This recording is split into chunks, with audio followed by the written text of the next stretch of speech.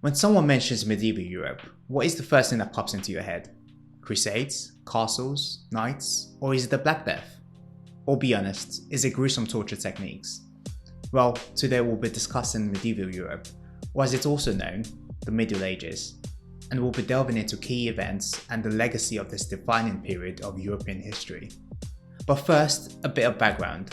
In the previous video, we discussed the birth of the Roman Empire, which began in 27 BC. Its fall was a gradual process that spanned hundreds of years, and like many other empires, it was plagued with political infighting which led to civil wars. There was also a pandemic and runaway inflation, which, let's be honest, never helps. All of these contributed to what is now known as the crisis of the 3rd century. You see, the Roman Empire itself had been a source of relative stability, well, compared to what came afterwards. It had a strong government, which provided an army and upheld its laws and institutions. But in its last few centuries, so about the 3rd to 5th century AD, its weakened government couldn't effectively protect the empire from barbarian invasions. And so, the invasion by the Visigoths, and later on, the deposition of the Roman Emperor, Romulus Augustus, by the Germanic barbarian, Odoacer, in 476 AD, marked the end of the Roman Empire.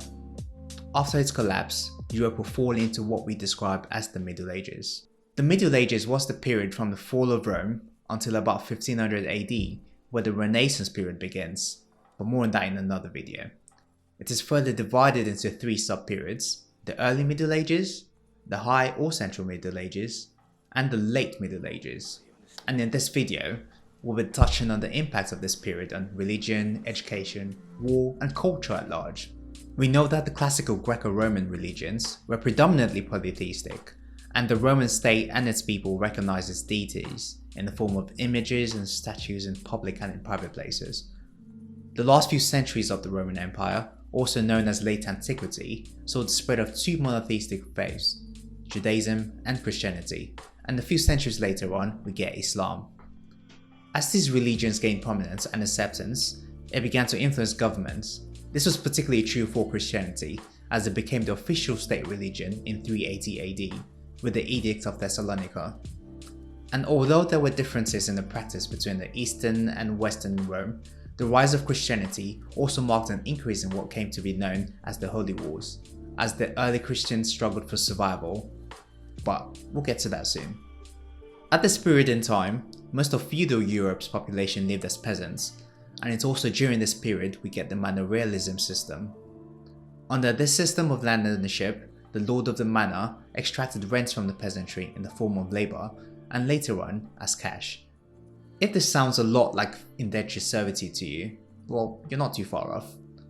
Under this system, the lord of the manor had rights over the peasants attached to the manor, who were also known as serfs, and in return, he would provide protection.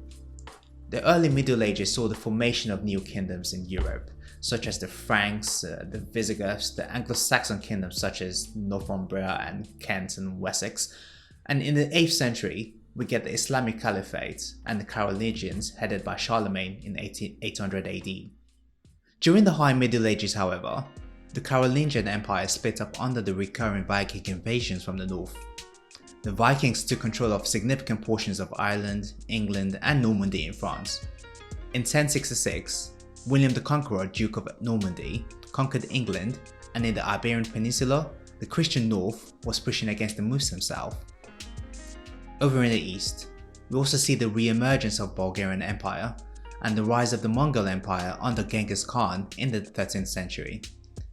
At the same time in Europe, slaveholding, which had long been prevalent, was beginning to dwindle under the influence of Christianity and was increasingly being replaced by serfdom.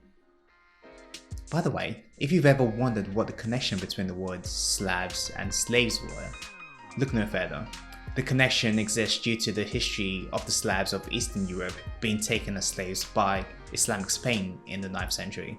In terms of religion, in the mid-11th century, the Great Schism led to the Gregorian reforms in the Catholic Church, which were put into place to enhance the integrity of the Church, and included changes such as the introduction of celibacy for priests and bishops, and the elimination of simony. The reforms were particularly important as the First Crusades can be understood to be a consequence of these reforms. The Crusades were started by the Catholic Church in 1096 to reclaim the Holy Land, which was at the time under Islamic rule.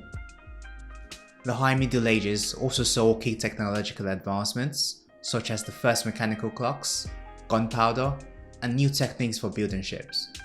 On the intellectual front, this period also saw the first universities and the rediscovery of Aristotle. The late Middle Ages saw two great natural disasters that have come to define the era: the Great Famine of 1315 and the Black Death in 1346. Both had significant religious, economic, and cultural impacts. The Black Death alone is estimated to have resulted in the loss of roughly half of Europe's population. The West saw the Peasants' Revolt in 1381 and the 100 Years' War, which began in 1337 between England and France. While initially, the war was mostly a dispute over the French crown, as the years went by, it became more of a land dispute. The major turning point of this war was at the Siege of Orleans.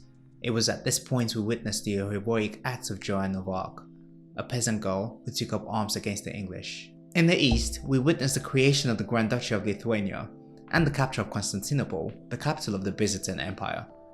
This was carried out by the Ottomans in 1453.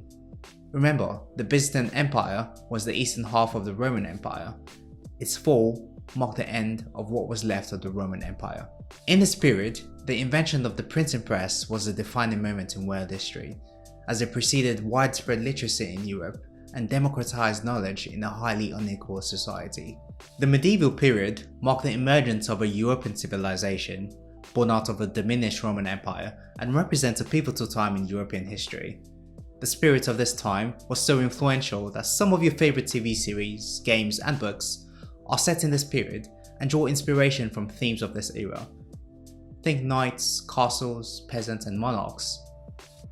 It set the stage for key events that would occur in the following period, the Renaissance, but more on that in another video.